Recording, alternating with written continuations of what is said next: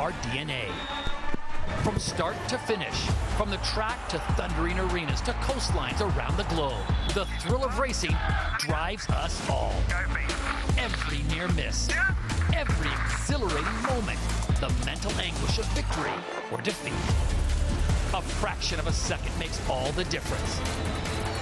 The thrill of the race unites us all.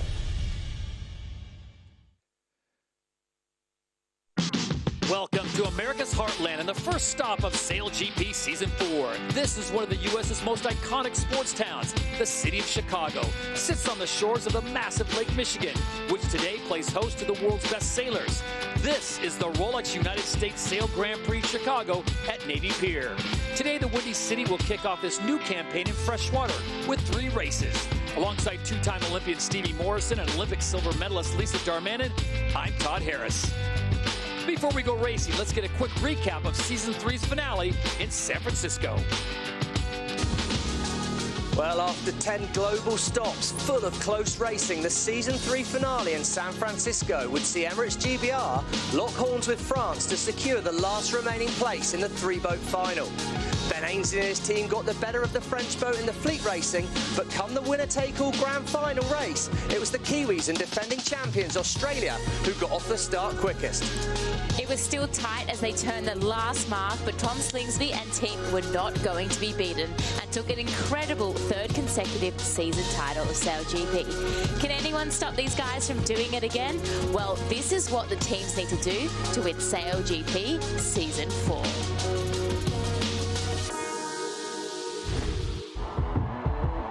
At the end of the season, the winning team will lift the SailGP Season 4 Championship Trophy and claim their share of $5 million.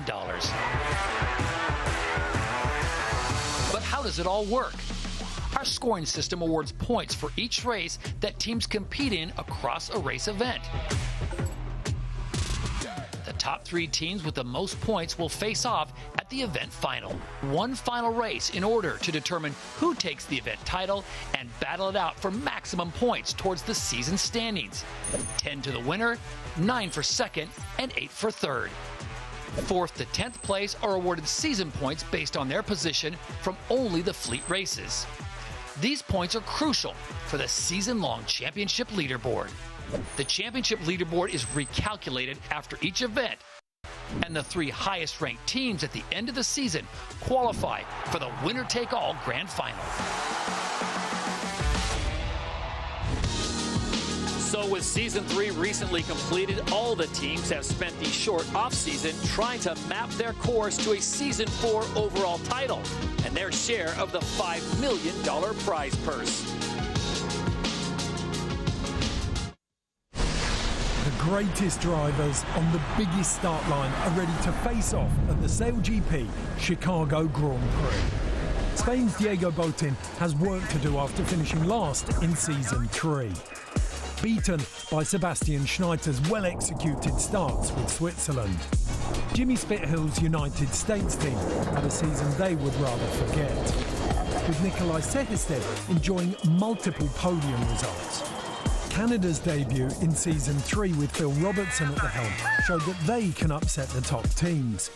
Quentin Delapierre's own French team showed a blistering rise to form, but were denied by Emirates Great Britain, with Olympic sailors Ben Ainsley and Hannah Mills looking for their first championship win. New Zealand duo Peter Burling and Blair Tuke are now firmly established as a top-tier team, while Tom Slingsby has led his Australian team to back-to-back victories since the inception of the series. Will there be an upset for the current winners, with new arrivals incoming for Season 4? Well, there is indeed a new team looking to mix it up with the other 9. So for Season 4, we will have 10 boats lining up on the start line as we welcome a new nation for what should be another amazing year of racing.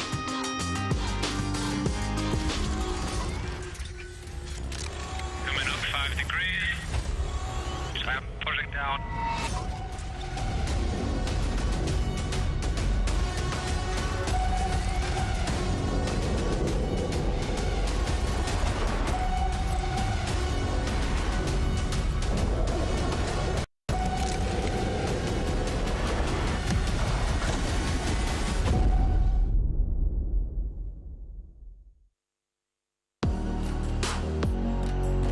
race schedule looks like this. We've got 3 races today. Remember, 10 points for a first, 9 for second, and 8 for third. 3 races today, then 2 more fleet races tomorrow, and then that field is cut, and only the top 3 boats standing will face off in the big final here in Chicago. Well, a closer look at Chicago's location on the map shows it's located in the Midwest of the states in the Central Time Zone. Stop number 1 of Season 4 has us in the state of Illinois with a rich sailing history on the expansive Lake Michigan. This is the Rolex United States Sail Grand Prix Chicago at Navy Pier. And Stevie, the world's best sailors are in for a good one. Well, we got 10 boats this season, Todd, so that start's going to be busier than a Chicago interstate. But the key, as always, is hitting the line at full speed. The fastest leg of the race is across to Mark 1. And here at Mark 1 we see the first split in the fleet. They'll sail off in different directions as the teams choose to sail to the side of the course that they think is going to get them to gate 2, the fastest. Here another big choice as the boats can turn left or right. The leading boats will be looking to select the best side of the course with the most favourable wind. The turbulent wind left behind by the leaders makes this a much harder choice for those boats trailing. Remember that sailboats don't sail fast unless they're sailing at an angle to the wind, so we'll see them zigzag their way around the course, looking for the fastest path. At each gate, the team have the opportunity to try and find some space and get the boat going as fast as possible. It's a gusty, shifty wind out there today, so a big amount of pressure on those flight controllers. Get it all right, and the finish under Navy Pier and all the fans there will be a good one. Well, before we kick things off here at the Rolex United States Sail Grand Prix Chicago at Navy Pier, we want to check in with the 4th member of our broadcast team down on the water. Here is veteran sailor Jenny Tulloch. Well, after yesterday's cold front, it has turned into a beautiful day on Lake Michigan. The fog just burned off on the city front. The sun finally coming out. The wave state dying down just a little bit, making it nicer for the sailors on board. We're expecting northerly breeze, about 19 kilometers per hour, gusting up to potentially 35 kilometers per hour. It's about 19 degrees Celsius as well, 60 degrees Fahrenheit. So it's really nice for those watching from Navy Pier, but it's going to be amazing racing. The race course, quite tricky, quite shifty. It looks like a little bit better conditions on the outer side of the race course, near that seawall. On the inside of the race course, near Navy Pier, not so much wind. It'll be all on for the sailors out there. Todd. All right, thank you very much, Jenny. We look forward to your reports throughout the day as we come up on 2.5 minutes to go before the start of race number 1 here in Chicago on beautiful Lake Michigan. And as Jenny reported, the weather is ideal as the sun has come out, the fog has burned off, and we are set to go racing. 2:18 now before the start of race number 1 here at the Rolex United States Sail Grand Prix Chicago at Navy Pier. Steve, we start with you. Germany coming in hot, and this will be their first race as we get a look at the Germans' camera on board, courtesy of 5G T-Mobile for Business. A lot on their shoulders, Stevie. What a moment for this new team. Eric Heil at the back there. He's competed in Olympic medal races. He's won Olympic medals, but he's never had anything like this before. So it's going to be a real baptism of fire. Perfect conditions, but this is a really, really small race course. It's really tight, and I've got to imagine those nerves are pretty high, Lisa. Well, the teams haven't had a lot of practice time. They've been out there for a few hours now, but as we can see, we've got some people starting outside the seawall, and I'm expecting some people start inside the seawall. So it's a really unique feature here in Chicago. 90 seconds to go before we kick things off. 3 races today, and it's going to be huge. I'd say hugely important, Stevie, that you get a good start because you cannot dig yourself a hole in these regattas. Well, you can't win it on the first day, but you can lose it. I think that's probably the motto of the day for most of these teams. And yeah, it's such a unique start box we've seen here. We're coming in on the start line where the crews are going to hope to be when the gun goes. Half the fleet outside the breakwater with a long run up. The other part of the fleet are going to be close to the line, but can they judge it right? There we go. We see out the back, I think there's a lot of pressure on that American crew. Welcome to Season 4. The course for Race 1 is 6 legs. The course axis is 356. Wind is approximately 25 kilometers per hour. So race management giving the particular, Stevie, as we get ready now. Coming up on 35 seconds to go before the start. Late run in here for New Zealand. They're coming in at the bottom end of the line, as is Eric Heil on board that German boat. But out back, we've got the United States, we've got Australia. They're on the time run. Jimmy Spittle on board the USA, already winding it up here. How's the timing going to be as they come in onto this start line here? Great Britain, they make a late. The blue triangle at the bottom there, that's the favoured pole position part of the start line. Should give you the quickest time to Mark 1, but as the boats look to wind it up, it's all about a direct run-in for the United States. We've got new teams. SailGP's back, and when that line turns white, Sail Season 4 is go into Chicago. Great start by Canada there out the middle of the line. Phil Robertson, perfect timing. Jimmy Spittle back with a bang. He's going to be looking to push the Canadians as they blast to Mark 1. And what a difference now with 10 international teams all racing for mark number 1, race number 1. The Rolex United States Sail Grand Prix at Chicago's Navy Pier is underway. Unique feature of this race course, Todd. That boundary comes really close. Quentin de la Pierre on board France, way out the back. But look, we're on board Australia. They're coming round. United States ready, setting up for a manoeuvre, and it was those boats that came in fast that were really the ones to get their timing perfect. Phil Robertson, back left-hand corner of the Canadian boat. How far they go, but a lot of boats already turning, and the USA, wow, they get pretty loose, they fly. Oh, it's a repeat of last season. They're off the foils so slow. Disaster for the United States after a great start. They're going to be right back in the pack. All right, come on, hands. Got any wind surge? Got a little water here, but we'll do that. You go. There's just so much urgency. Once you go around Mark 1, the boundary's approaching really fast and the other boats are around you. So you've got to hurry, you've got to do things correctly. And as you can see, we've got the live speeds there. They're going quite fast. We've also got kilometres per hour and miles per hour for those that would like to pick what speed they want to look at. Stevie, you and Lisa had talked about before this race how important that first maneuver is going to be. And for the Americans, it just did not go. They started in second, now they're in 7th. Yeah, it's the kind of day where it's easy to sail yourself to the back of the fleet by doing the simple things wrong, and those manoeuvres are really should be dialed in by now. They've had a whole season of it, but look, we've seen this picture before, haven't we? Tom Slingsby, only a few weeks ago, he was picking up his, three-peat, and now here he is leading the fleet away, and as he approaches gate 2, I imagine he's going to try and do the simple things well. Just come straight through the gate, easy rounding, and set yourself up for the next leg. And it's the Great Britain in the background, but Slingsby, well, he's done those basics, and he leads us around gate 2.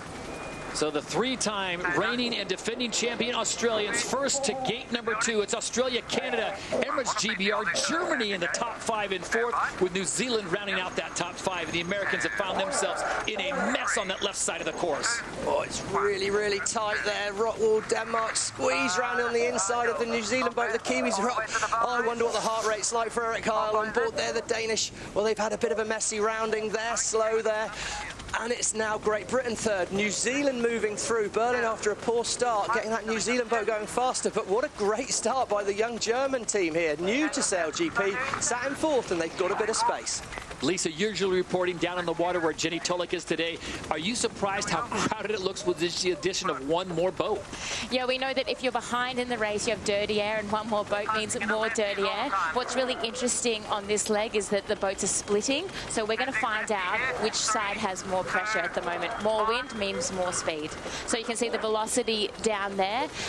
We've got Canada. They are on the middle of the course. They've got 28.2, and Australia, they've got a little less breeze at the moment, and the British are in the least breeze around race course, so they're probably not going as quick. It'll be interesting to see if they've got speed to get back into it. I think what's interesting here, you can see they've got the cityscape on the left-hand side, and there's a lot more disturbed wind by that landscape, so don't be surprised to see a little bit more wind offshore where New Zealand are sailing to now, where Great Britain are sailing to. I expect there to be a little bit more wind out there. Could be the opportunity to gain, but certainly first leg, they're sailing into the wind now, moving from left to right on our screen, and really if you can get some space, get some clear wind, as Lisa says, it's just a lot easier to sail the boat smoother, and being smooth is key, as we can see there, left-hand side, United States back in 9th. If you're just joining us, this is the first race of 3 today here in Chicago for the Rolex United States Sail Grand Prix Chicago at Navy Pier. Australia out in front, Canada, Germany, the brand new team, sits now in 3rd with Emirates GBR 4th, New Zealand in 5th, Denmark and Switzerland battling it out, and the Americans, who were in 2nd, have now moved into 8th. Really tricky here. We see a turn by the Great Britain boat on the bottom of the screen there. They spin the boat through the wind and they're keeping themselves in good, tight order with those leading boats. Ladder lines on the screen. For those joining us to SailGP new this season, they give us an indication of how far the boats have progressed up the course. So we can see Australia some 50 metres ahead of Canada as it sits at the moment, but that really is very much in the one mistake kind of threshold. It's still a really, really tight race as it's a little bit loose on board the German team at the moment. Yeah, but the German teams, they're sitting in fifth. This is their first ever race in SailGP. The wind is up. I think that's really impressive, and they should be happy with that. As they approach the next gate of race number 1, it is still Australia, the 3-time reigning defending champions, with Tom Slingsby, the driver. Canada sits in second. They had a great showing here last year in Emirates GBR, looking to bounce back after a disappointing finale in San Francisco in the $1 million race. There we go. You see there the Australian boat they're sailing parallel with that yellow line. That's the yellow ley line. That means that Australia should be able to make gate 3, not needing to turn the boat anymore, so they can keep the course a lot more simplified. A left turn, that's going to help them off downwind, away from the fleet, and they look like they've sailed a very, very solid first upwind leg. As the Aussies go through gate 3, the near gate, set it down on the water, and our reporter Jenny Tulloch. Jenny, what are you seeing? I'm just so impressed with the Aussies, able to keep their mental state calm all the time. They weren't really able to get the practice runs in like the rest of the teams. They were having problems with their boards on board, and then all of a sudden they got one run in. There they are on the start, nailed it, winning. And then secondarily, the Germans, the new young team, doing super well, coming around the top mark now, sitting in 3rd or 4th overall. I mean, who was expecting that, Tom? Yeah. Well, things are getting crowded at that top gate, but I think for Germany, it's really nice for them to get out of here clean. For them, it's about staying away from other boats and focusing on themselves, because they probably just don't have the capacity right now to have too much tactical things going in their mind. And Lisa, going back to Jenny's point about the Australians not getting that much practice time, does that just go towards Tom being able to keep his whole team together after winning 3 years in a row? Spain, relative Canada, just a 20-metre loss, penalty clear. So Craig Mitchell, the chief umpire, doling out the penalty towards Spain relative to Canada. But back to the point about Australia, what do you think? I think they didn't have much practice, but we know that that team is so good. They're so solid. I think they always do like to practice, but they ride on confidence, and they're obviously riding off that high of San Francisco still. See there, the Spanish boat, one turn. They've cleared their penalty now. They've dropped back the 20 metres, so the penalty sign's gone off. You see top of screen, Canada, very tight with Great Britain. Great Britain have the right of way at the moment. Canada have got to be careful with their next move, but no, it's Ainsley. He turns the boat down. Canada have got to be careful, but no, Ainsley chooses to turn away, hoping to get himself an inside overlap later on the leg here. Phil Robertson and Canada, they did fantastically here in Chicago last and they look good once again. It's been a very, very little turmoil in the team. Unsure of ownership, unsure of whether Phil Robertson would even be driving this boat, but he's showing us why he very much is the driver of this Canadian team. Leg 4 of 6 here, race number 1, and the story remains the same. It's the Aussies way out in front by nearly 200 meters. Then it's Canada and Emirates GBR, your top 3. Stevie, maybe the elephant in the room, we haven't touched on it that much. This is fresh water. Every other stop we go to, salt water. What's the biggest difference? Oh, Todd, that's a really great difference. Well, it's just the amount of lift you can get out of the water, the amount of help that it gives you to get up in the air. These boats need speed through the water to let those foils that we can see on the middle of the Canadian boat there, lift them up in the air. And then you don't get quite as much lift in fresh water, so it's harder to get the boat in the air, but when it is in the air, it's going to go faster. It's not just about the lift, it's about grippiness as well, if you think about a tyre on a wet surface. So the flight controllers have to balance that as well. Interestingly, we had Great Britain and Canada really close in that last leg. We can see that Great Britain had a higher speed. They've got a higher speed now, so they're really clawing back after that start. But overall, Australia is the fastest boat around the course, and when you're out in front, it's easy to be fast. So the Australians continue to lead after a great second leg. They are in first place with Canada second, Emirates GBR in third, then New Zealand, Germany, the brand new team, in a top 5 position. The Americans still can't get out of that bottom 3. Again, 10 national teams competing here in season 4, but it's the 3-time reigning and defending champions Aussies out sailing clear. There we go. We can see Slingsby, all of them tucked down, all of them trying to minimise the windage. You've got Tash Bryan, their strategist. You'll see her head on a swivel at the back. She's trying to watch the other boats and give the picture to Tom Slingsby. Very much a team game. You've got the flight controller trying to keep the boat as high as he can out of the water, Jason Waterhouse, Carl Langford, the wing trimmer controlling that huge wing sail, giving him the power, and then Tom Slingsby, well, he decides where it goes. Stand by, at target. You say this right, height up, please. Yeah, a little bit dark steering. A lot of controlled chaos out on the water as we are on the penultimate leg here. They'll come up to the top gate. Then it'll be the turn to the finish line in front of the fans at SailGP Stadium here at Navy Pier, and race 1 will be complete.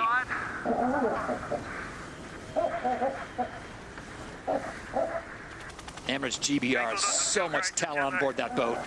Yeah, there's a lot of talent. You've got the most successful Olympic sailor of all time, Ben Ainsley, driving, the most successful female sailor of all time in Hannah Mills in the strategist role, and that, you know, that team was really starting to find some form towards the end of the season, but they'll have been disappointed by their performance in the grand final. And Emirates GBR, well, we've got to expect big things from them. They'll be happy where they are at the moment. Looks to me like made a gain versus Canada. The ladder lines show them nearly level, but Great Britain has the right of way. Australia well clear right now. I think the record is for the race now, is for second and third.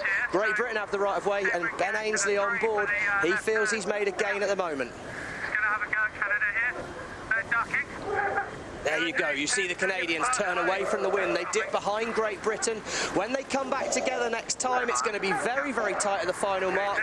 And it could be Great Britain on the inside. If they can get into that yellow circle on the top of our screen there for the left turn, then Great Britain will have the right of way. If they're not inside that, it will be Canada with the right of way. So this is a big tactical moment in the race as Australia, they make it look pretty easy.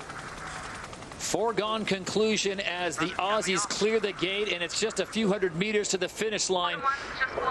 Tom Slingsby on the heels of just less than 2 months ago winning their 3rd title in the row, and they come to Chicago to kick off season 4. The song remains the same. The Aussies claim the victory in Chicago. Pretty used to that, aren't they? Got that down pat. Now here comes the real deal. Here we go. Every point counts. But it's a big gain to the British crew there. They're well ahead. They should be able to complete this turn round the mark and stay ahead of Canada. They were inside the yellow circle. They had the right of way anyway, but good gain, good tactical work by Ben Ainsley and Hannah Mills at the back of the boat there, and they've executed that well. A second place, they'll be happy with that after quite an average start, really. Canada, good performance, and we're still showing New Zealand. It's the big teams are at the top of the board, but still in 6th. What a start that would be for Germany. As we see now, Denmark in 5th place at the moment. It's very tight in the pack. New Zealand are going to bring it home 4th comfortably, but the race for 5th, 6th, 7th, 8th, it's going to be really, really tight. Could come down to meters.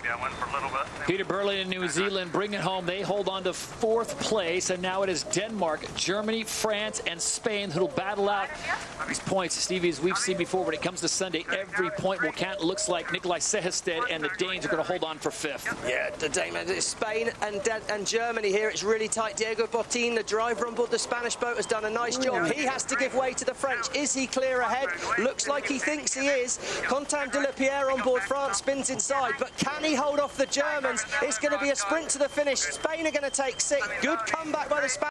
And the French, wow, they're going to dive ahead of the Germans just before this finish line here, Todd. Okay, hold it. That was really tough for the Germans. They were really set up well. It just took them a little bit longer to turn, and I think that's just racing experience, but I think they should be really happy with that start. Obviously, 8th doesn't reflect how well I think they did in that race. I think they sailed phenomenally, Lisa. I mean, no real surprise, I think, with, you know, 2-time Olympic bronze medalist Eric Heil. He's driving. Strategist Kahena Kunz. She's a 2-time gold medalist. There's a lot of talent at the back of that boat, and they're used to winning things. They're used to performing well, and I guess they just turned up at SailGP and said, right, let's have it. All came down to that last gate. The Germans could have finished as high as 5th. They gave away those 2 positions, with Spain making an aggressive move there, and they punch in. So Spain moves all the way from 8th to 6th place behind the Danes in 5th. France in 7th, Stevie, for my money. Really disappointing for them after the showing they had at the end of season 3. Just shows how tight it is out there, and I think season 4 is going to be closer than ever. Well, time now to go down on the water and talk with the winning driver, and that in this case is one Tom Slingsby. Tom, once again, picking up right where you left off from San Francisco. Give us an idea of what it's been like there on the water. You guys have not had a lot of time to practice. How is your crew feeling here in the fresh water? Very little practice time. Lost practice day yesterday, and then today we've had a few issues with the boat. But all went perfectly. We had no complaints about the race. We got a good start and managed to get a couple of shifts, and it out to a nice win, so great way to start season 4. Yeah, a superb start for you, but it sounded like the off-season was more interesting, Tom. Who was trying to poach all your sailors? No comment. I won't throw them under the bus, but in the end, they lost. We managed to keep everyone, so I'm a very happy leader of our team. And Tom, all kidding aside, I mean, that's your secret sauce, right? The continuity that you've been able to develop over these last 3 years of keeping everyone in the same place. You're so familiar with everyone on the boat. Yeah, I think so, for sure. Yeah, just having these people sailing with me all the time, it's huge. And yeah, it feels like I've got, we just know each other so well. We know each other's strengths and weaknesses, and yeah, we blend together well, great atmosphere. So really happy that we've got the same squad heading into season 4. Tom, appreciate the time as always. Good luck in race number 2. So it's the Australians that get the win in race number 1, really picking up right where they left off in San Francisco. The 3-time reigning and defending champion Aussies come to Chicago and open things up with a win. They pick up the 10 points. Emirates GBR with a good finish in 2nd. Canada finishing 3rd. New Zealand 4th. Rockwool Denmark in 5th. Spain sliding in for 6th place. France in 7th. The Germans in their opening run, they were as high as 4th at one time. They finish up in 8th place, 1 spot ahead of the Americans and Jimmy Spithill, with the Swiss rounding out the top 10 here as we open up a very exciting season 4. Well, here we go. This was the key moment. We came out of Mark 1, and we see in the background the United States. They were in 3rd place. They turned the boat, and it was like a replay of last year. They got a little bit too high. They lost control. The rudders came out of the water, lost control of it. Here we go. Left-hand side, we see the foil goes down. Look in the right-hand corner of the boat. They turn the boat, but they get a little too high. That rudder's going to come out right there, and suddenly the boat becomes very unstable. Repeat of last year. They've got do better on board the United States. So the Americans trying to defend home freshwater in this case, in the first stop of the season, Chicago, and the Rolex United States Sail Grand Prix, Chicago at Navy Pier. The pressure Jimmy Spithill must be feeling, Lisa, has got to be huge. Yeah, it looked like they were going to get away and have a really good start at their home event, but yeah, put the second board down, it just makes it so difficult. But to me, we haven't seen that for a while from the United States team, so I really think that there is a little bit nerves on that boat. So we'll see what happens in race number 2, which is coming up shortly. Remember, we've got 3 races for you today, and then 3 more tomorrow before a champion is crowned here on beautiful Lake Michigan at the Rolex United States Sail Grand Prix, Chicago at Navy Pier.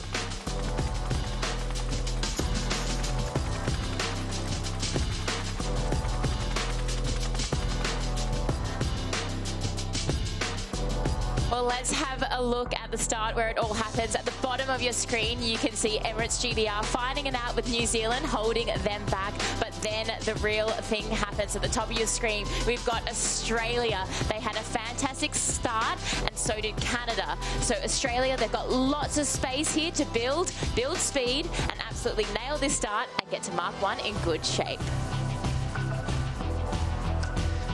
So the French also looking to rebound as they sit in 7th place. They were one of the hottest teams at the end of season 3. Can Quentin Delapierre and crew pick up where they left off in San Francisco?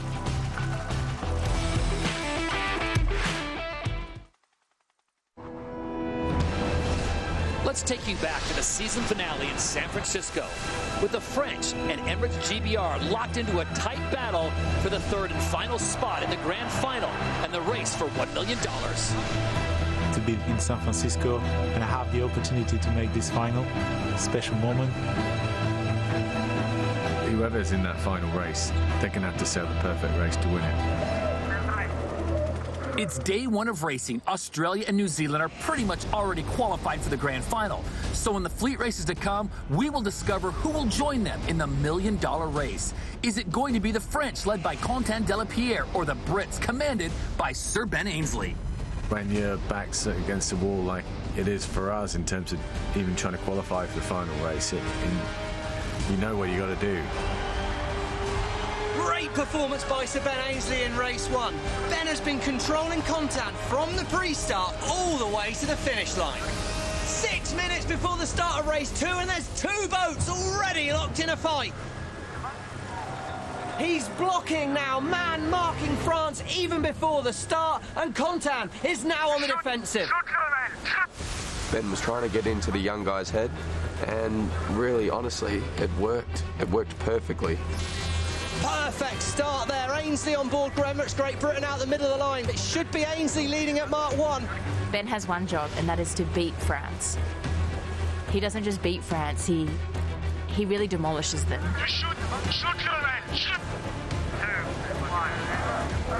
Race number 2 goes the way of the Brits.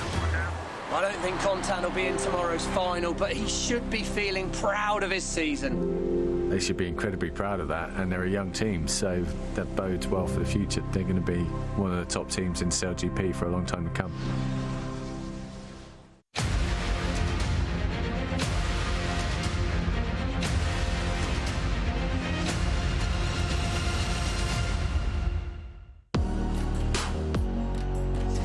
In Chicago, day 1 of the Rolex United States Sail Grand Prix, Chicago at Navy Pier.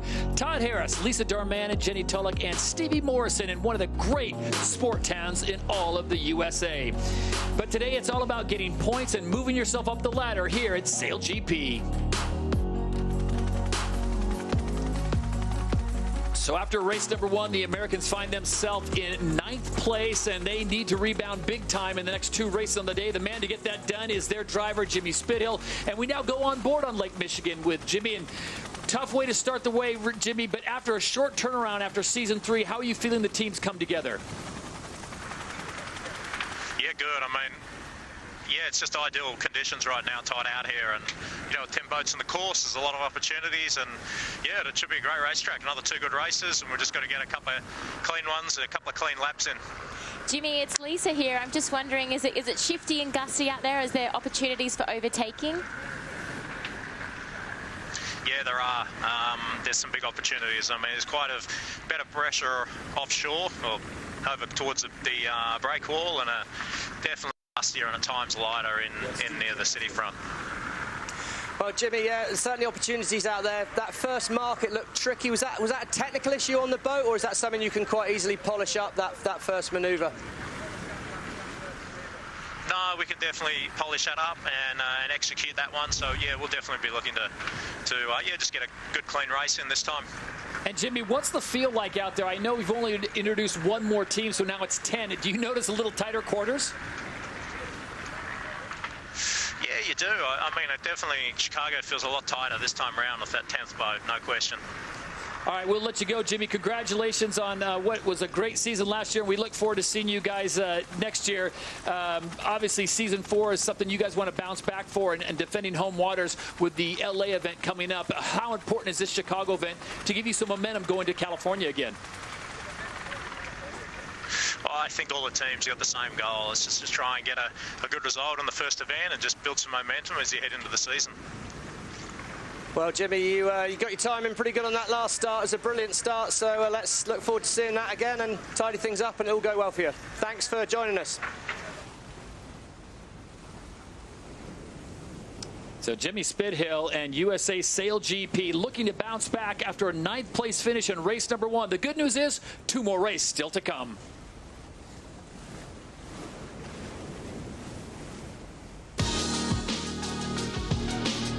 Well, what a way to start things off for Season 4 of the Rolex United States Sail Grand Prix Chicago at Navy Pier here at SailGP Stadium on Lake Michigan, where there's 28 miles of lakefront and 24/7. Season 4 of SailGP is here, and it's the most ambitious yet, with 12 races around the world, beginning the season in North America. Then over the Atlantic with 3 incredible European destinations, France, Italy, and then Spain to close out the year. 2024 begins in the Middle East before heading to the Southern Hemisphere, kicking off in the home of Season 3 winners Australia, and then on to Auckland.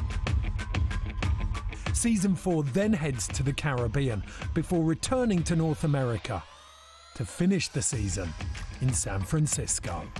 4 new event locations, 12 iconic destinations, exhilarating racing across the globe. This is SailGP Season 4.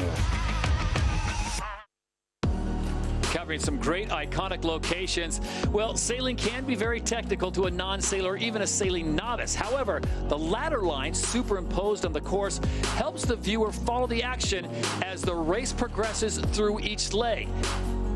And we want to bring you along for the ride. As we pointed out, a lot of great stops throughout the year. We'll be going around the world, and you become much more of a sailing aficionado here in SailGP and Season 4. SailGP's award-winning liveline graphics have revolutionized the sport of sailing, making it easier for all racing fans to understand. The augmented graphics display the boundaries of the race course, as well as ladder lines, which are horizontal to the wind and spaced 100 meters apart.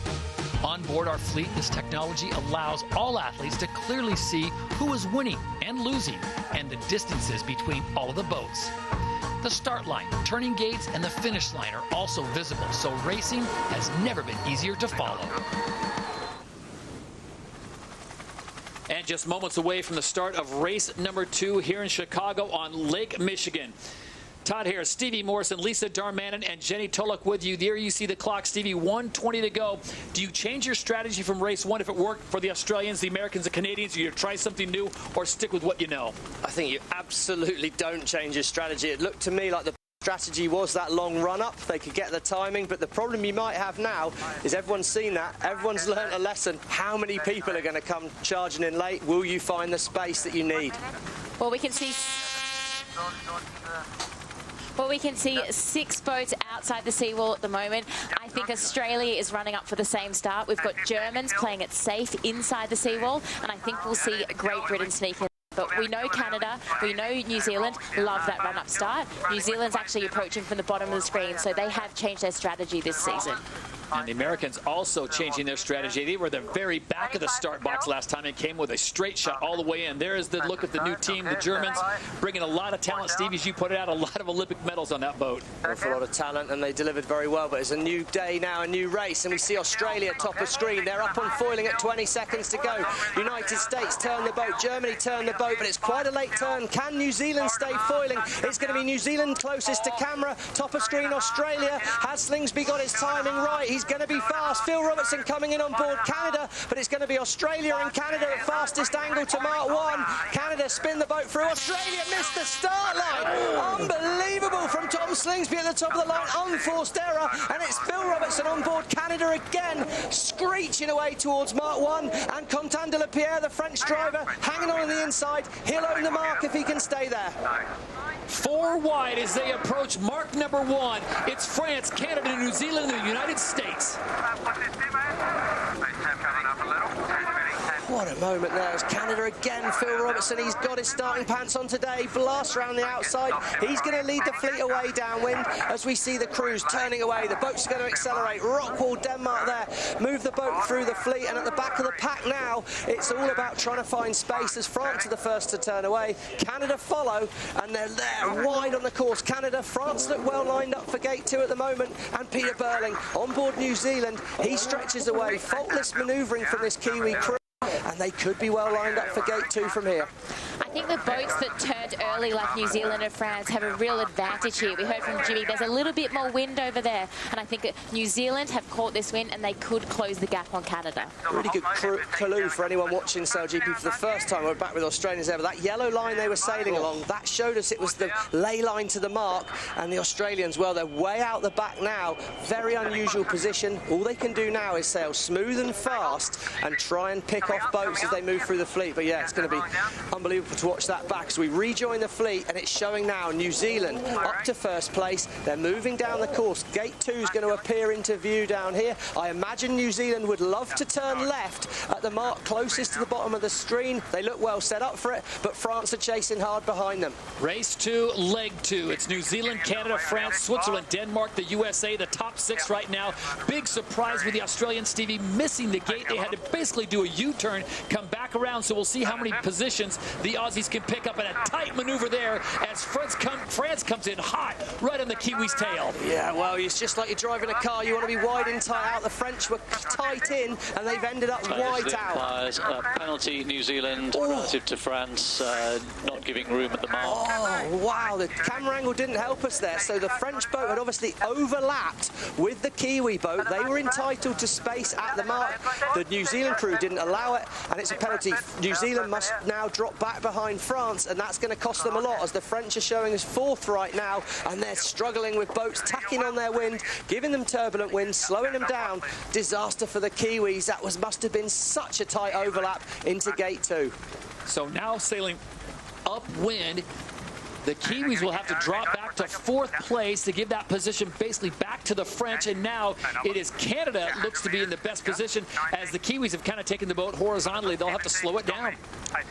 Any moment. You see the ladder lines here, and we can see with the French, middle of our screen, right-hand side of our screen with the P sitting over them, New Zealand. They should now, they look to me like they're nearly level on that ladder line. It looks to me like the French are ahead. I'm expecting the P flag to go. There you go. Penalty clear now. New Zealand are free to race, but how much does it cost them? They're still showing us fourth, and tactically, they're actually not in a bad position there, because when the boats come back at them, the Kiwi boat will have the right of way, but it's just great news for Phil Robertson on board Canada. And how about great news for Australia fans out there, and Lisa Darman, and the Australians are now up to 7th place. How did that happen? They were in 10th, now in 7th. I think because even though they were so far behind, they probably found some clear wind, and so they were able to go fast around the racetrack.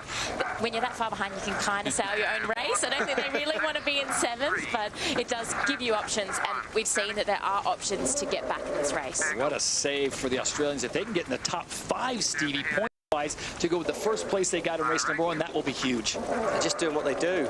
They do the simple things really, really well, and they smooth things out. And off our screen, the United States boat seemed to have stopped. There they are in the background. They are sailing again on board the United States, but we're on board there. Tom Slingsby, they won't be flustered. He'll be disappointed with that start, but he's just been smooth. I think with SailGP, we can expect the teams to make mistakes. They're pushing the boundaries, but it's those that can recover fast and not let it phase them, and a team like that is certainly doing it, and USA are not recovering from those errors. So Australia now in 7th. The Americans having some kind of problems. We'll try to find out if it's on board, if it's technical or something, but they have dropped back to 10th place. Canada is the new leader here on leg 3 of 6. This is race 2 of 3 here on day 1. There's the Americans back up in foiling. Yeah, it's good news for the United States fans, but they've got a lot of work to do. It'll be interesting to know what happened there. But they're sailing again. The boat looks like it's going well, and they're going to have that same opportunity as the Australians did. They can sail in space, they can sail smooth. But yeah, let's rejoin the race. Let's see what's happening now. We can see the Canadians bottom of our screen. They're in the lead, and they've got a good lead right now.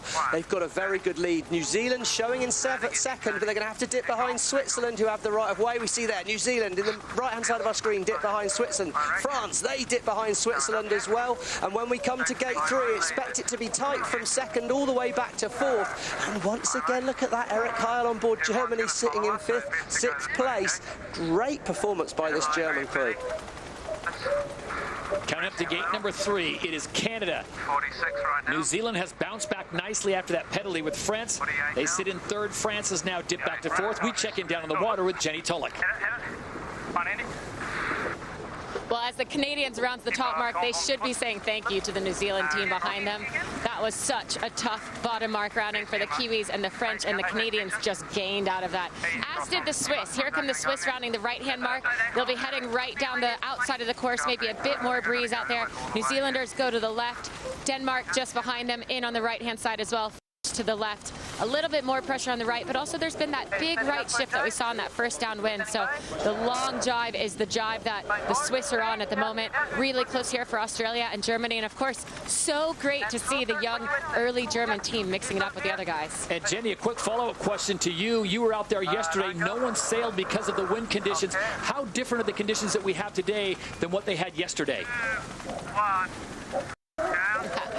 This is like lake sailing today, Todd. This actually feels nice, warm, flat water, calm. Yesterday was like being in the middle of the ocean. It was huge waves, massive wind, properly felt like Southern Ocean almost. So a whole different world within 24 hours.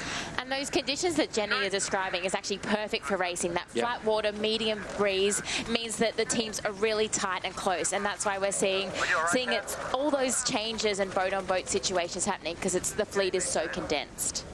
Back to racing, leg 4 of 6. This is the second race of the day with one more still to come. It is Phil Robertson, who placed in the top 3 last year at the same event. They lead with a 242-meter lead over New Zealand, Switzerland in 3rd, France in 4th. But Stevie, you look at some of the heavy hitter names, Australia, Great Britain, the USA, all in the bottom. Yeah, I mean, it's mistakes cost the Australian early, and I think Slingsby will be happy to get any points he can back on that Australian boat. But yeah, Great Britain, USA, they've just made mistakes.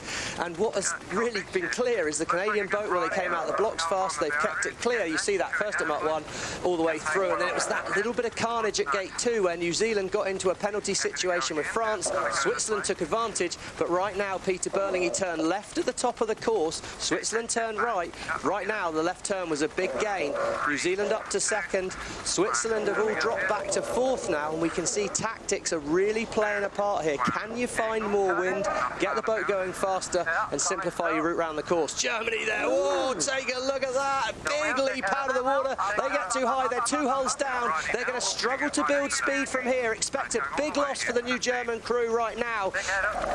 Understandable, but that's something they've got to iron out, and they've got to iron it out quickly, because you're just going to get punished for that in this 10-boat fleet. Coming down now, power's down. Switzerland 2 turns right at the bottom of the course. They're slow. That's opportunity for Contan de la Pierre. Opportunity for Rockwall Denmark here. Sehersted, bottom of our screen. Slingshots round the outside of the Swiss boat there. Big gain, and that was, again, tactical mistake by Switzerland. Did not execute the manoeuvres well, and it could see another potential place game for Australia as well. And Stevie, in a situation like that, would have been smarter for Sebastian Schneider just to go to the other gate and keep his speed up? I think so, Todd, yeah. I mean, maybe we need to put you in as a tactician, mate, because I think that's solid. Yeah, I think often in these conditions you can overcomplicate it. Right. If you're sailing fast and on the foils, you're doing 80% of the job pretty well. The last 20%'s, yeah, going the right way, but if you're going to make a decision that puts you off the foils, any clever tactical things out the window, and you just start hemorrhaging distance. This is the second race. The Canadians are well out in front. They'll go to the top of the course up there by gate 5, and then it'll be a left-hand turn to the finish line. Phil Robertson did well here last year, so he is very comfortable on this fresh sailing. The Kiwis have now recovered into 2nd place after that penalty. The French sit in 3rd, and the Danes are in 4th. Have a look at the Australians, though, Todd. It's like the Death Star coming through the fleet, isn't it? They just clear a path, moving through. They're up to 5th. I mean, he couldn't have done a worse job at the start, and he's still back up to 5th place. He's in space. He's heading towards the side of the course, away from the Chicago shoreline that so far today's proven a nice place to be with more wind. And yeah, it's real opportunity here as we see Canada.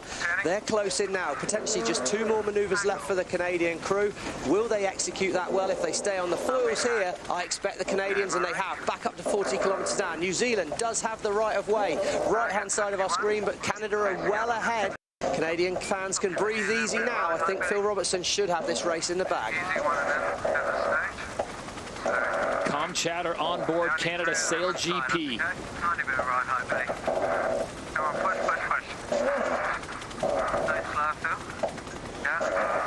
Well, even though they're at the front, we heard push, push, push. They're not taking any chances out there. I think Phil loves these conditions, obviously the start and around the race.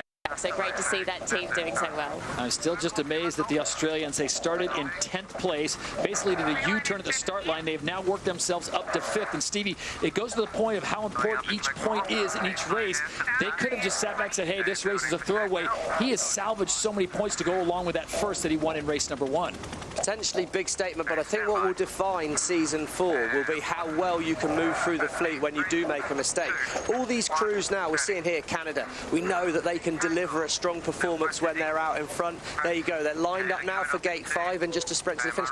All these crews, I believe, are capable of winning a race if they're ahead at the first mark, but if you make a mistake, not all the crews can overtake boats and work back through the fleet, and that's what differentiates New Zealand, in my opinion, and Australia from the rest of the fleet, is their ability to turn a 7th into a 5th, or in this case, for Australia, potentially getting themselves from last all the way back to 5th. And Lisa got Jimmy Spithill of USA to admit that there are places for overtaking on this course, so it certainly can be done. In race number 2, the win will go to our neighbors to the north. Canada SailGP gets the win in race 2.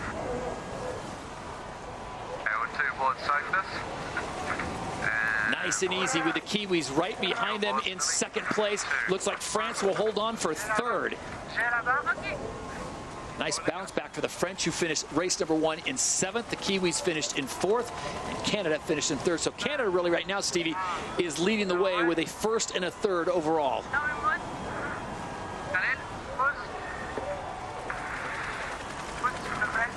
Here we go, tight moment in here as we come into this final turning. On the inside it's Denmark, but they are slow. Australia on the outside, all the way back up to 5th, but I think it's too late to hope to get past Sehested here. Rock will turn the boat away there, and they're coming into the finish line now nicely. It's going to be a 4th place for Denmark. Australia, can they dive? No, not quite. Oh, tight finish, but Slingsby, he doesn't give up. So from 10th to 5th, that's got to be a win for the Australians, the winners of race number 1. Looks like 6th place is going to go. Wow, that's close. Looked like Emirates GBR may have gotten that. It's a real scrap in the the pack here. We see the new German team coming across in 8th. Eric Heil, good finish to the top of that upwind leg. And this new team, how must it feel for the Spanish and the USA? They've been in SailGP for a couple of seasons now, 3 seasons in fact. And this new German team, they've turned up. They've really, really turned up. That's awesome, guys, honestly. That is absolutely mint. So work to be done on board USA SailGP as they come in dead last in race number 2, but the winners of race 2, Canada gets it done, and Phil Robertson. Well, Phil, welcome back to SailGP. It's been some ride in the off-season for you, Phil, but you seem to have come back guns blazing. How are you judging these starts quite so well? Look, Steve, I think the team's always been quite tidy in the starts, so yeah, it's business as usual, to be honest. Business as usual. The crazy Canucks up in North America, you do seem to love it on the fresh water there. Is there any real differences sailing the boat in the fresh water? Is that something that you specialise in as well? I guess the team specialises in it because it's plenty of fresh water in Canada. But no, look, it's the obvious thing is there's a little less lift, so it takes a bit. You got to be a bit patient on when you pop to get up on the foils, and it's another couple of kilometres an hour before you can do that. But no, there's not too much difference. It's a little bit choppy down the bottom of the course and flatter at the top, and there's plenty of oscillations in the breeze, so it's actually quite shifty and hard to get around the course tidily. Well, Phil, thanks for joining us, and get yourself for the next race.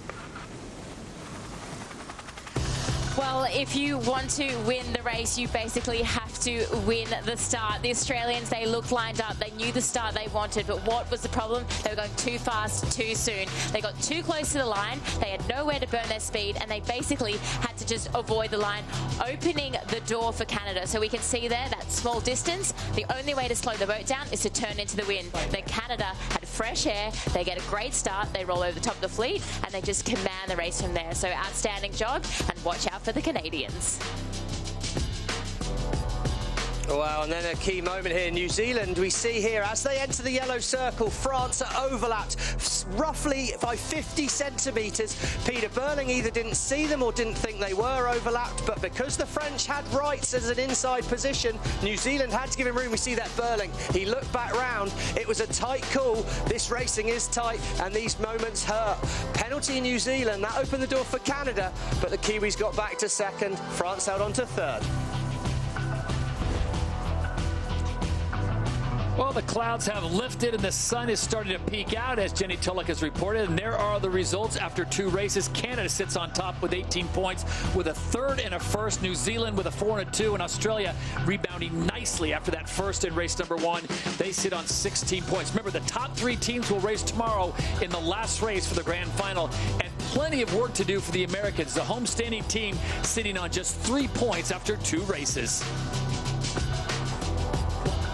Exceptional racing for the Canadians, and they got a little bit lucky there with the Kiwi team getting that penalty against the French at that bottom mark, and then they just got away from it. But just behind us here, the German team, their scoreboard might not reflect how well they've been sailing. We know they're brand new to this. They've had probably 8 to 10 days of practice racing, but they have really had to come out against the big guns and try to actually play, and they're doing just fine. So I think bravo to the German team. Even though it doesn't look like that on the scoreline, they should be feeling good about their day. You know, unfortunately, the teams who shouldn't be feeling good about their day, potentially the Swiss, Team USA. We saw them coming in last in that last race, and I think about 9th in the race before that. So really tough moments now for Jimmy Spithill, and especially in front of a home crowd like this, Navy Pier in Chicago.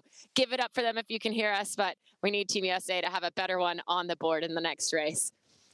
The Germans doing well, the Canadians doing well. The interesting thing there, Chicago public school teacher, and she was going to be teaching summer school.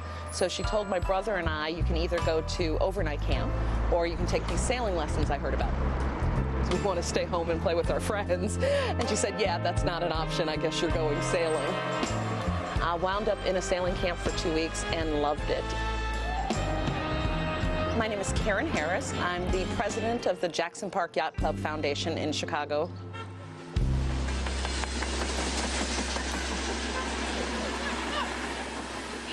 Straighten your arms. Yep, there you go. Good job. Keep pushing, keep pushing, keep pushing. So the Jackson Park Yacht Club Foundation, or JPYC Foundation, is a not-for-profit in Chicago that is really geared towards getting more people boating, in particular sailing, and particularly non-traditional sailors, so minorities, people who might not think they can afford sailing, to get involved in this great lifestyle and community.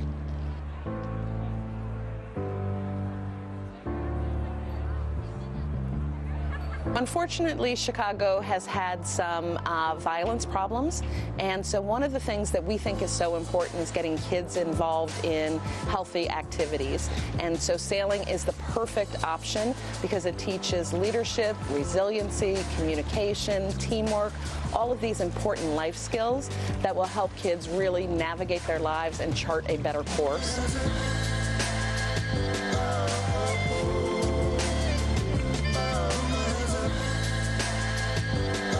Being part of the Jackson Park Yacht Club Foundation has been truly one of the things in my life that is meaningful, and I'm thrilled every time our students progress.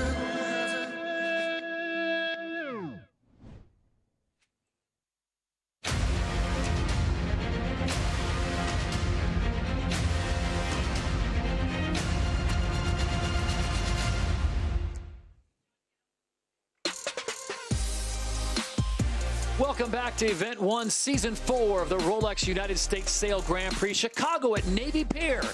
Alongside Stevie Morrison, Lisa Darmanin, and Jenny Tulloch, I'm Todd Harris as we get ready for the third and final race of the day with the fleet now with 10 boats out on the water with the inclusion of the new team from Germany.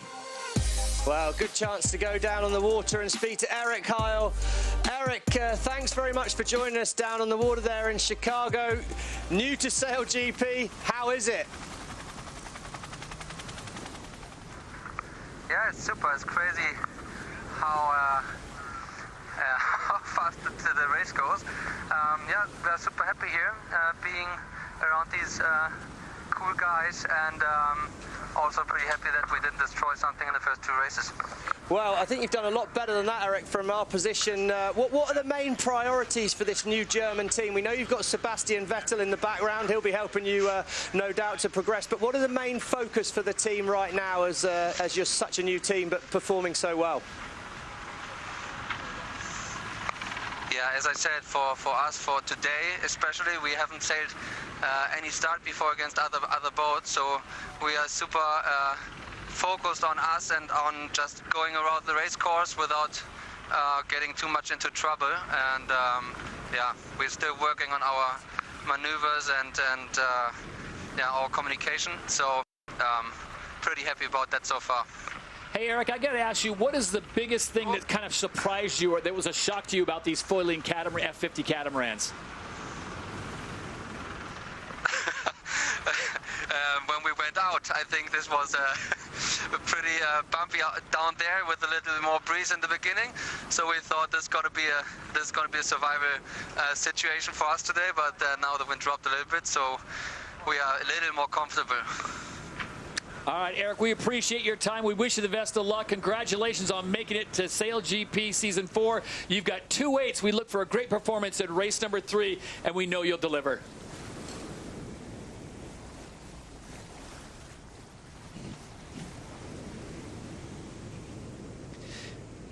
So 10 boats out on the water, Stevie, and I think it was telling that Eric Heil is like, you know what, that first race has probably taken his breath away a little bit. Well, I think so. What's best to hear was him laughing. He's enjoying himself out there, and I mean, to enjoy himself in that kind of pressure is really impressive, and they've really done a good job. But I think this Canadian team, they're top of the board at the moment, but they've sailed really well, Lisa. Well, they did really well in last year. I think these conditions really suit them, and they seem like a confident team, you know, Phil's really enjoying it out there and pushing, and I think there's been a lot of uncertainty for their team as well. They are a SailGP owned team now, so the pressure is on to make sure that they keep their boat there in the 10 boats. And isn't that often the way though, Todd? You know, you're out there on the water and that's what you love doing. They don't love the behind the scene drama. That's maybe part of it, seems to follow Phil Robertson a little bit, but they're doing what they love right now. And no question about it. A lot of teams will be looking for a bounce back. No team more than the homestanding American team looking for a big performance here in the third and final race today. Remember, 2 more races tomorrow before the grand final. Before we go racing one more time today, let's check in down on the water. Jenny, what do you know? You know, I feel like I don't know too much more insider info than you guys do. Just an incredible day so far for Phil Robertson and Team Canada.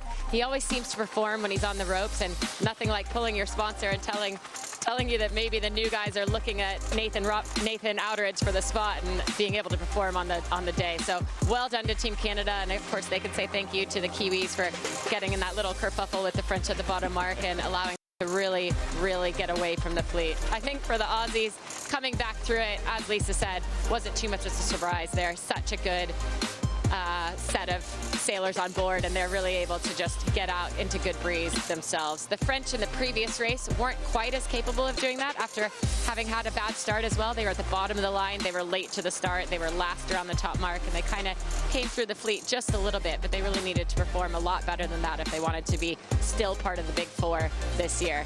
Just behind me, I'm seeing Germany. SailGP team, and I'm just still, like Lisa, impressed with them, even if the scoreline doesn't show it. All right, thank you very much, Jenny. More from you as we progress on to race number 3 as we go under 3 minutes to go before the start of the third and final race here at the Rolex United States Sail Grand Prix Chicago at Navy Pier. One of the questions I did want to ask her, and Lisa, you got this experience before, do you think the conditions have changed much from race number 1 to what we're seeing in race number 3? I think it is quite similar, but what I'm seeing is there's different wind around the racetrack. It looks like it's actually lighter at the bottom gate, so away from Navy Pier, so they have to adapt around there. But the differences between the gusts and the lulls aren't that big, so it is, I'd say, pretty simple, but to sail around that racetrack.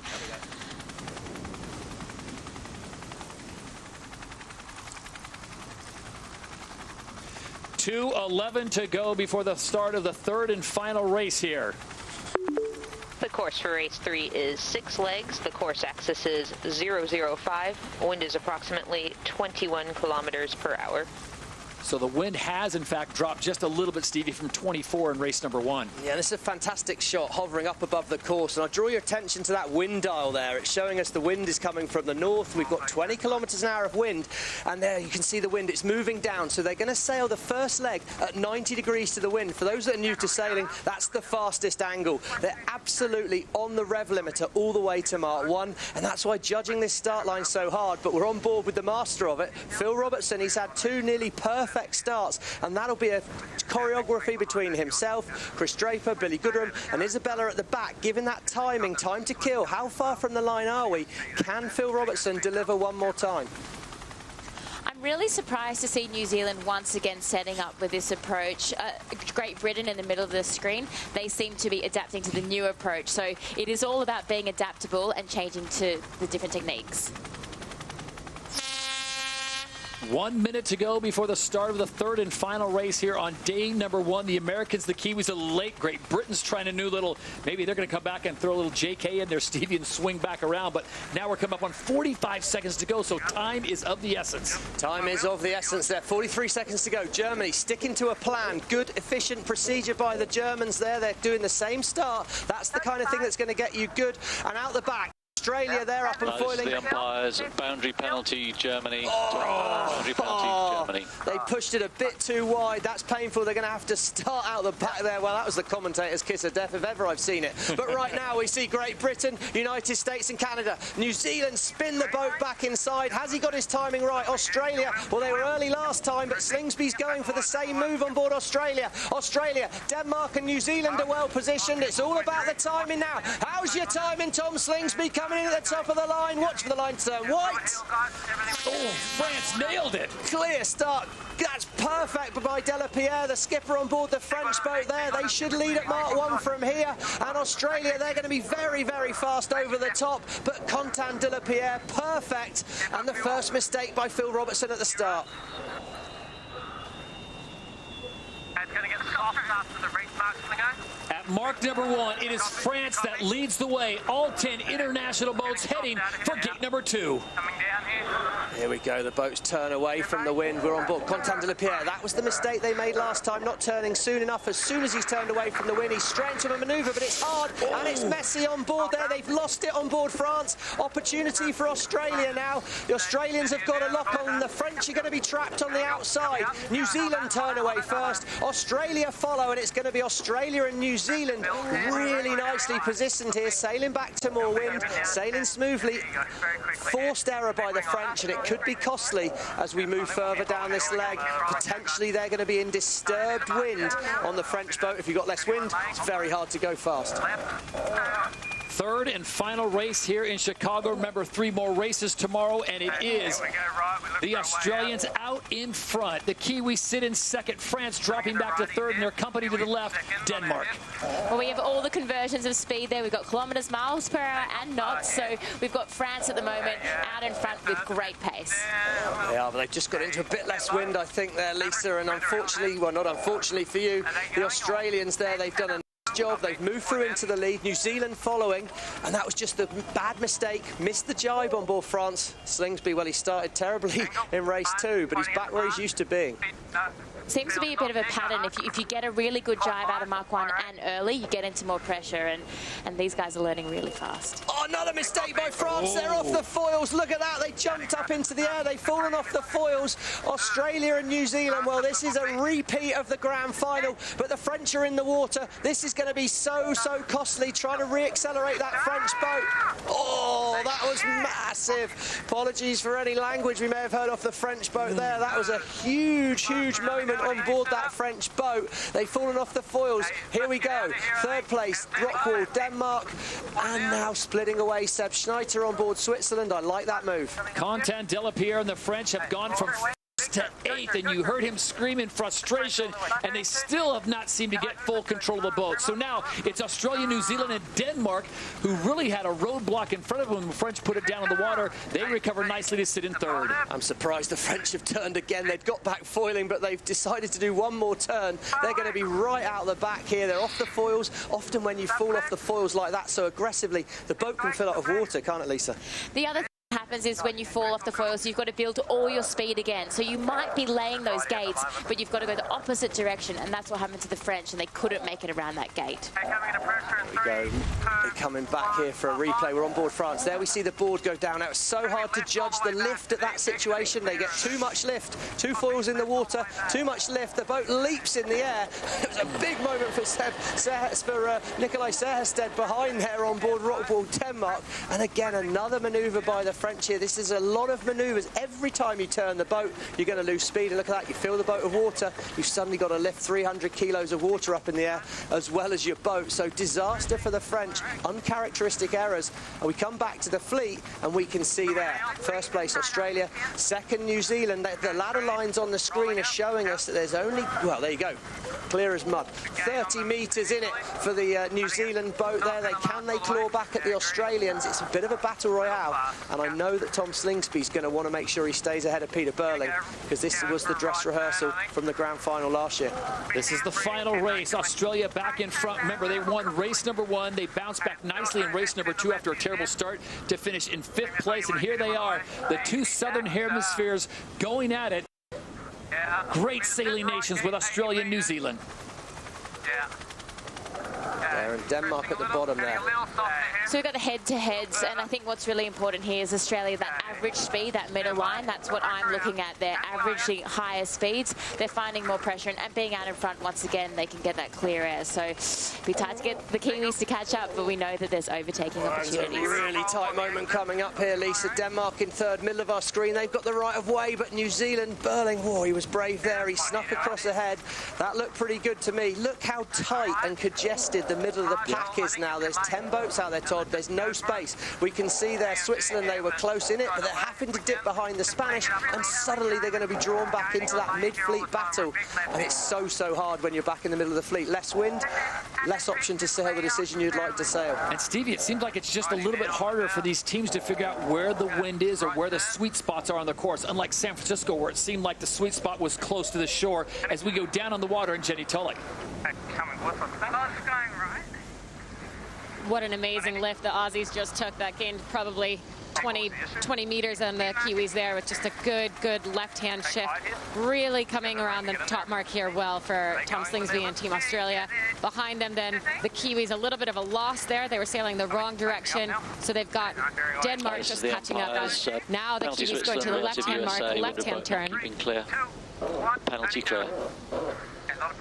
Go, tight moment here. Rockwool, Denmark, they split the course with New Zealand at gate number 3. I think what Jenny was talking about with the shifts there just meant that Australia sailed a little bit less distance in that last third, and that's why they gained that distance on New Zealand.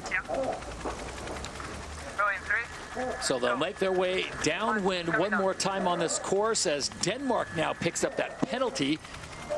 And you wait for that P to drop away, which means it has been absolved. But look how tight it is down the bottom. Here. United States have the right of way. Dives inside there. Typically aggressive from the pitbull, Jimmy Spittle. They've both fallen off the foils. Could be an opportunity for Canada. But the United States, oh, they're nearly back up there. They're back up on the foils. They're away. There we go. Fans are loving that one, Todd.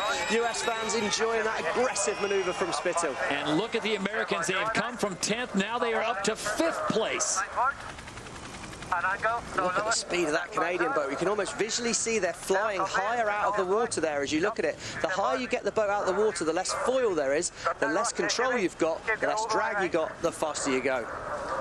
I think the Canadian team, they've got a lot of confidence as well pushing the boat. The Americans have had a lot of mistakes, and so they don't have that confidence. We've got a really good graphic here on the bottom left of our Mark 1 to now. We know the Aussies had a good start and they're holding out in front, but New Zealand, Denmark, really good gains to get in those top 3 positions. From 6th to 2nd for Peter Burling and the Kiwis. Australians, we've come to this from them. This is a deja vu all over again from race number 1 as the 3-time reigning and defending champions came out in the first race and really set the tone, getting the win. Had problems in race number 2, rebound nicely to finish in 5th, and here they are, Stevie, 1.5 legs away from getting yet another win. I think, you know, New Zealand did that move from 6th to 2nd in one move. It wasn't massively clever. I don't, you know, obviously it was a good solid decision, but what they did was they executed the basics. They turned the boat down at Mark 1, they executed a good first turn. It's the simple things, but that's really, really hard when you're racing the best people in the world. It's not easy to do the simple things well when everyone around you's putting the pressure on you, but Australia and New Zealand at the moment, they just aren't making the mistakes that the other boats are, and that makes them look really quite clever at times. And what you need to know is it's all about gaining points, because tomorrow we'll have 2 more fleet races and then 1 race with only the top 3 point getting teams. So every point matters for a team like the USA, which had problems in race number 1, finished 9th. Then they finished 10th in race number 2. They've done themselves a massive hole. They're going to have multiple top 3 to 5 place finishes in the next 3 races if they want any chance to race in their hometown finale. What a fantastic shot that is behind the New Zealand boat. We're seeing the big wing sail. It's like an aeroplane wing. Blair Tuke, the wing trimmer, he's adjusting the flaps on the back of it. There's all hydraulic systems inside that wing, and slight changes in that will affect the performance of the wing and how fast you go. But we should probably hand over to Lisa Durman, Olympic silver medalist, mainsail trimmer in that role. It's pretty complicated stuff, isn't it? Yeah, I think the thing with the wing trimmer is that they're really harnessing the power. It's the accelerator of the boat, and right now I think the balance between the wing trim and the flight controller is to get the most out of the boat as possible. There's no compromises today. It's flat water, so it's full send and mode. We are coming down to the final moments of this 3rd and final race of the day. It is Australia out in front. Look at the numbers. Whether you like it in kilometers, miles per hour, or not, the Aussies are just fast. fast. Well, they are, and they've just turned the boat, so their numbers were showing a little bit slower because they've just done a manoeuvre. But probably only one more manoeuvre left for Australia. New Zealand have two, so again, really hard. It's going to take a mistake from the Australians now to open the door for New Zealand. But these first two boats, it's quality action there. We see New Zealand, they turn left-hand side of our screen, they stay on the foils.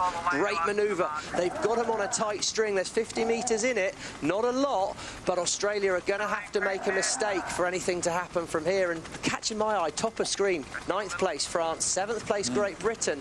There's some big hitters right at the back of the pack, and Rockwool, Denmark, Spain starting to show a little bit of form.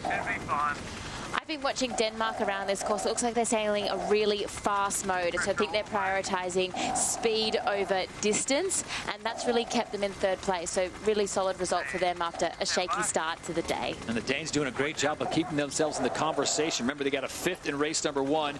They got a 4th in race number 2, and they're on pace now to pick up a 3rd. So good point gains for them, but the Australians now making the turn as they get ready to head for home. It's through gate number 5, and then the finish line awaits. The green and gold, the 3-time reigning and defending champions, with Tom Slingsby driving. Aussie, Aussie, Aussie will be the cry once again as the fans are out in force here on Lake Michigan in Chicago.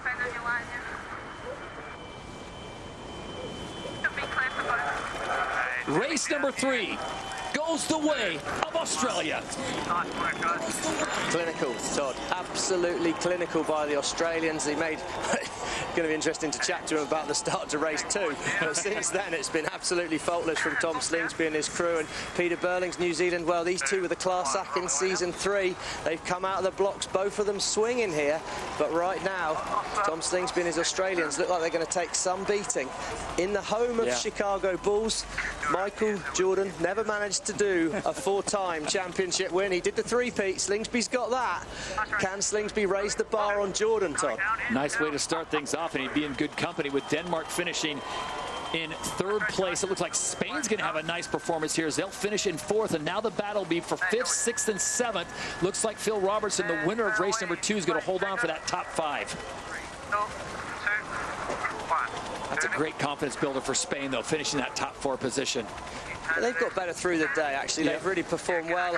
Canada, good start for them. Phil Robertson, I think, will be very happy. They've really sailed a quality day.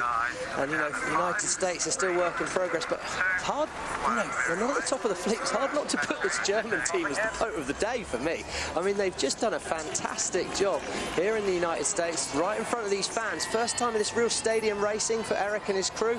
They've really delivered a good performance on a day where I thought they could have easily hidden back, gotten back inside their shell, been nervous of the whole situation, nervous of the boat. Come out. Oh my, wow, it's tight here at the top. Ainsley sneaks around ahead of the French. De La Pierre sneaks inside. It was a disastrous leg 2, the first downwind leg for France. They were leading at Mark 1. One mistake, turned into 2, turned into 3, and they're going to be all the way back in 9th. France has just been up and down. A 7th in race number 1, a 3rd in race number 2, and they come back with a 9th in race number 3. That is not the consistency that'll get you into the final race on Saturday afternoon. So it's Australia, New Zealand, and Denmark. They go 1, 2, and 3 to wrap up the racing here on day number 1 of the Rolex United States Sail Grand Prix, Chicago at Navy Pier. And it's the 3-time reigning and defending champions that get it done yet again. Tom Slingsby and company. Tom, it was a tremendous performance in race number 1, tremendous performance on the 3rd and final race, but can we go back to race number 2? I hate to do it. What happened at the start of race number 2? You want to talk about that one? Yeah. Oh, go on, mate. We won 2 races, and you want to talk about the race that we had a shocker. Yeah, that second start, I just got all chicken winged up. Basically, we've got a time to kill number, and yeah, we got down to 1 second to kill, and we just couldn't. It wasn't coming off, and all of a sudden, I realised that we were out of room, and I'm actually really glad that I didn't try to get in underneath that start mark, because I think we would have paid the penalty for it. Well, Tom, the F50s, they go so fast, but how hard is it to actually slow one down? It's really hard to slow down, actually, but like what we could have done is dropped off the foils and slowed up, but we thought, oh, we've got 1 second to kill. Usually you just turn up and the time to kill number comes down a lot. But it just, yeah, it was really, really weird. We just couldn't get rid of that 1 second to kill, and yeah, my mistake, my hands up. Well, I wish all the other teams had the same problem and not been able to slow their boat down. It looks pretty slow when you're coming past them, Tom. Well done today, great job. It's all about tomorrow, though, so get home, speak to you tomorrow. So Tom Slingsby and the Australians go 1-5-1 on day one.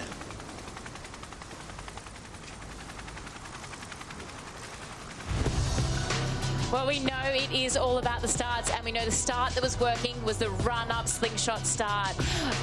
The French team, they are coming in to the middle of the line. The Aussies, they had it pretty good there at the top of the line, but it's the French team that nailed this start. They were in the middle of their line. The timing was perfect, and just before the start, we can see that we've got the French in the middle, the Aussies at the top, and the Kiwis at the bottom of our screen, all really close to that line. Fantastic start for all, and that's how they came away with the win.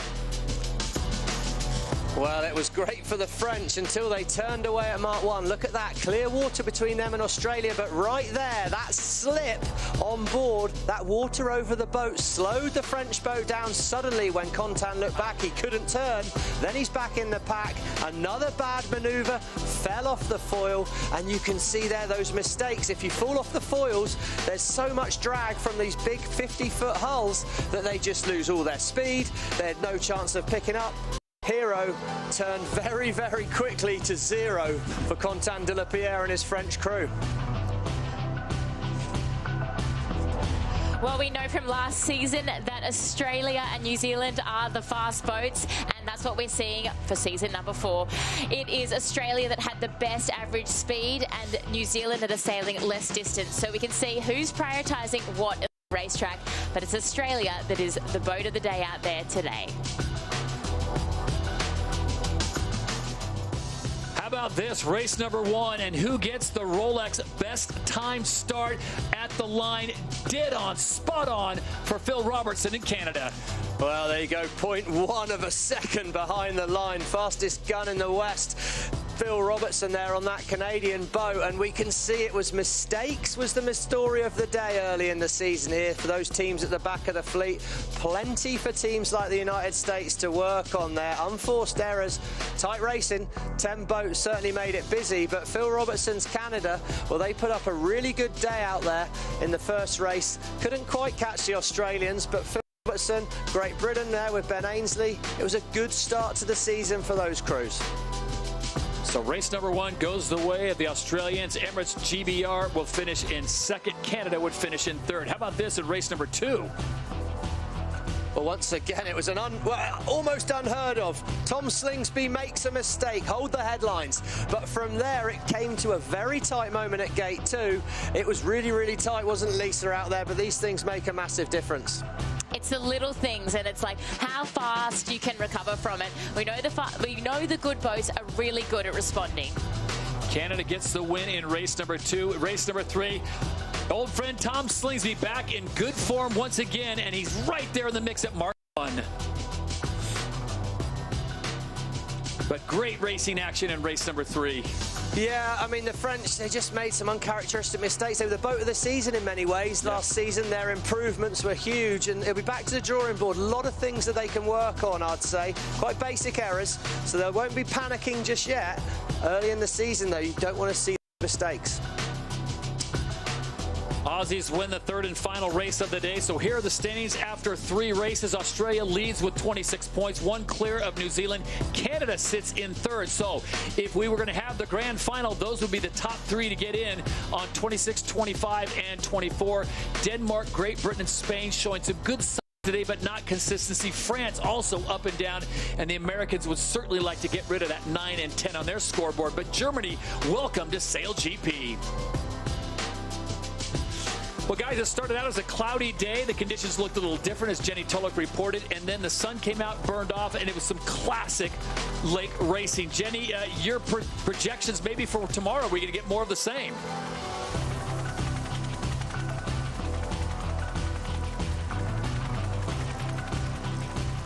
Well, we'll get back to Jenny before we say goodbye. Lisa, it was a classic day of racing. Everyone seemed to have a great time out there. The conditions just seem to get better and better.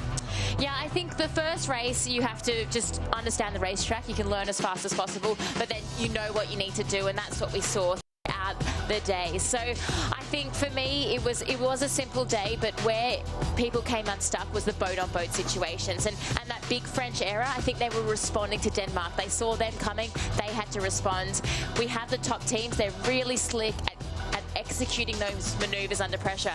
Anyone can do a maneuver by themselves with plenty of simple breeze, but it's about when you're in the pack being able to do it at 100%. Well, we've been reconnected with Jenny Tulloch down on the water. Jenny, what do you expect for tomorrow? It should be another beautiful day of sailing tomorrow. Expecting 13 kilometers per hour, so slightly less wind than today, maybe gusting up to 28. But the important thing, east-northeast, so slightly more right than it is from today, more from the lake itself. We should expect that to be a little bit less shifty, so maybe sometimes a little bit easier for the boats who get ahead to stay ahead, maybe a little bit harder for the boats like Tom Slingsby to work their way through the course if they're in the back, but should be gorgeous day of racing and really nice for everyone who's able to come out and join us in that 23 degrees Celsius, like 70 Fahrenheit. It's going to be awesome. Well, I think what I heard there was we're going to have a great day racing ahead. We saw the form are leading. No surprise to see Australia and New Zealand out front. Canada are going to go away pretty happy. And for the other crews, they've got to think about tidying up their manoeuvres, working on the basics. And I think to the point of being in the fleet, yes, can I deal with the situation? But let's see what's coming. Let's anticipate. Be proactive, not reactive. Too many boats out there were reacting to situations they could have seen coming. And you know there's going to be some teams, Lisa, they're going to bounce back big time because they'll go through the debrief tonight, share the data, see what they did wrong, and then try to come back tomorrow with nothing to lose and just send it. Yeah, I think Denmark, they've always been sitting there in that fourth position, so I think they're really, really going to want to make that top three. Great Britain and France, I think that's super disappointing. We know they were challenging for that championship, and they really didn't show up today. So I think they're the ones that are really going to be quite hard on themselves in the debrief. I got to ask you, do you have your sea legs not being on the water? Does it feel strange for you?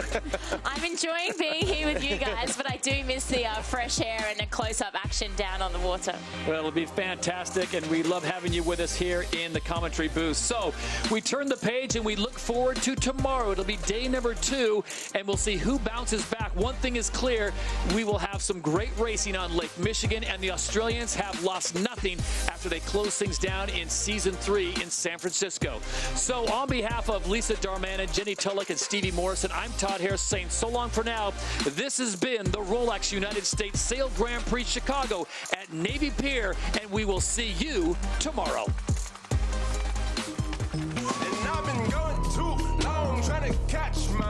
SailGP's back, and when that line turns right, Season 4 is go in Chicago. He's done those basics, and he leads us around gate 2. Side to side, for Australia, missed the start line. In race number 2, the win will go to our neighbors to the north. Come get yourself some sun. Race number 3 goes the way of Australia.